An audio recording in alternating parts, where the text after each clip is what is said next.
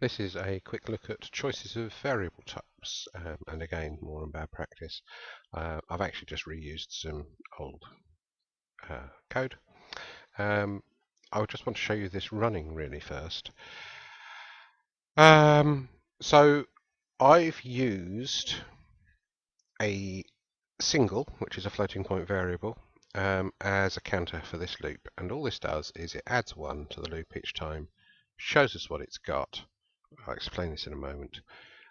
And keeps track of what the last value was. It loops until the last value is the same as the current value. So until count is equal to count plus 1. So actually adding 1's made no difference. So obviously we'd expect that not to ever stop. I'll run that. We're starting at this value here, which is not entirely arbitrary, it's a deliberate choice, and it just shows off this problem. So I hit test, and here we go.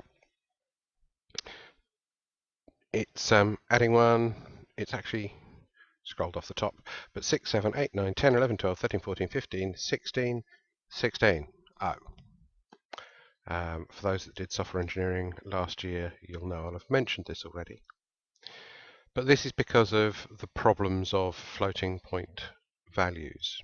You can't really use them as counters in loops if the value is going to go up high. Now, admittedly, 16,777,216 is quite a large number for a loop, but you might run across this sort of problem accidentally.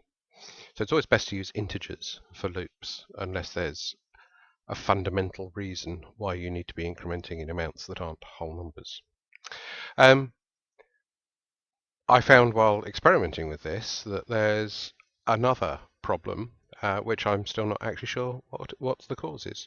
You'll notice here that I've used cint. That's a function which returns or converts its argument into an integer. And I've formatted that with a .0, so it looked like it was a floating point still.